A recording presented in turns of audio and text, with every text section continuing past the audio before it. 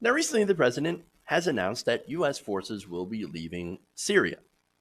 In fact, they're withdrawing like immediately.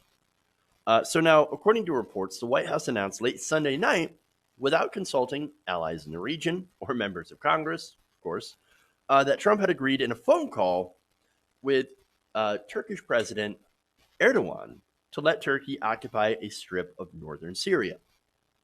Okay, so now the Turks, they're getting ready to go into that area. Now that area is currently controlled by ethnic Kurds, and so the problem is the Kurds happen to be one of the United States' most effective allies in the fight against the Islamic State. You remember Islamic State, ISIS, one of the most biggest threat to Western democracy, according to President Trump, Republicans. The whole reason that we're in Syria to begin with, yeah, those guys, right? I know, like ancient history at this point, right? So now, look, ISIS is basically defeated, right? So it would make sense that we leave Syria. But wait, there's where things get complicated, okay? So that northern strip of Syria, like I said before, is ethnically Kurdish. The Turkish government now considers these Kurds to be part of a terrorist group, which is why they're getting ready to roll in the tanks. So now there is the PKK. They're a Kurdish separatist group. They want to form an autonomous Kurdish region within Turkey. Obviously, the Turkish government does not like that, and so they consider them a terrorist group. So now there are other groups, and there's a Syrian Kurdish group called the YPG, which is considered to be an offshoot of the PKK. I know it's getting like super heavy, right? So now, the again Syrian group, ethnic Kurds, who were a major component of the U.S.-led effort to defeat the Islamic State in Syria. So now they've had a lot of successes being backed by the United States, and now control about a third of the country. Okay, so now the Turkish government also views the YPG as a security threat due to its ties to separatist Kurds in Turkey, and now wants to push the group back from its border, create something called like a safe zone. And so, again, that's where it gets super, super complicated. Because in order to create that quote unquote safe zone, they have to literally invade Syria. Okay. So now, the thing is, in 2015, when the Syrian Democratic Force was created under the U.S. to fight the Islamic State, a lot of YPG members formed the backbone of that force. So now we're allies, right? Or we were allies. But Turkey also our ally. In fact, they're part of NATO. They have the second largest army in NATO. Okay. So again, the United States decides, okay, well, now here's what we're going to do.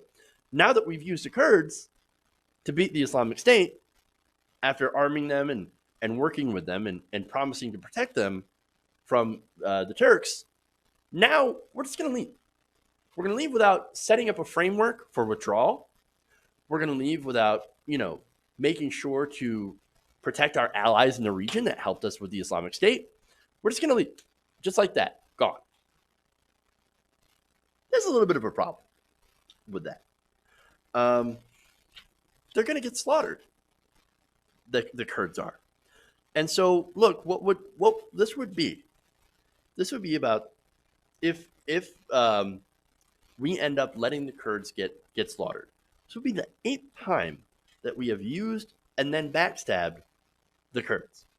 And by we, I do mean mostly in the West, but mostly the United States. So, and the reason is, of course, I say that is because we have used them in the past to disrupt governments that are hostile to the United States or to the energy interests of the United States. So now, here's the thing. I don't want to be in Syria. I don't want our forces in the Middle East. But, and I also don't want to be enemies of Turkey, right? Again, they're one of our biggest NATO allies in the region. At the same time, the Kurds should not get slaughtered once again. Again, there are 40 million ethnic Kurds. They're spread across Iraq, Syria, and in that region, and they don't have a place of their own. And so, in places like even Turkey, they're being oppressed. Now, I'm not saying they're all 100% being oppressed, but, generally there's this consensus they're being treated a bit like second class citizens. And so that's a huge problem. Okay.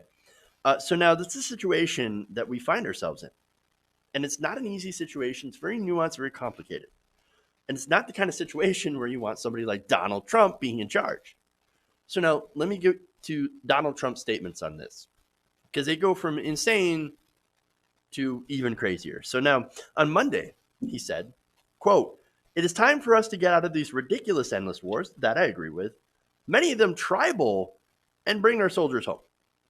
Wait, what are you talking about, tribal? Turkey's not a tribe.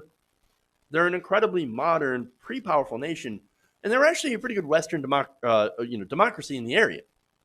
That is until, of course, Erdogan started turning it into a more of a non-secular sort of fundamentalist country. And so he's done a lot to try to subvert those values of democracy and secularism within Turkey. And look, Turkey was very proud of being secular. And so under Erdogan, there's been a lot of removals of rights, and again, a resurgence in Islamic fundamentalism in that area. So that's not good, right? And of course, no wonder Donald Trump gets along with Erdogan, because he is a proto-fascist. So anyway, now, second largest army in NATO still. They are our ally, but they're not a tribe. And it goes to show how Donald Trump feels about certain, groups of people. Okay. So now I do want our forces out, but very complicated.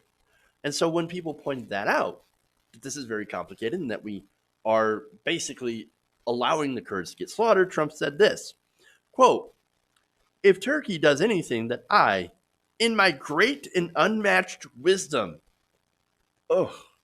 consider to be off limits," and he doesn't spell out what those limits are, "I will totally destroy and obliterate the economy of Turkey.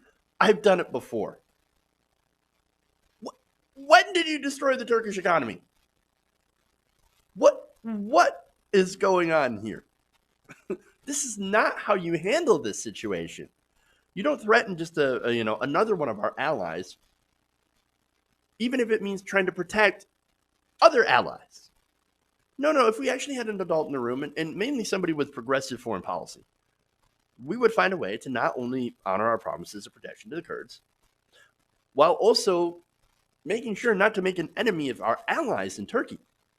Again, we need someone who is well-versed and understands the nuances of this situation and understands how to approach this, making sure that we don't alienate allies on both sides so they can come to a peaceable resolution.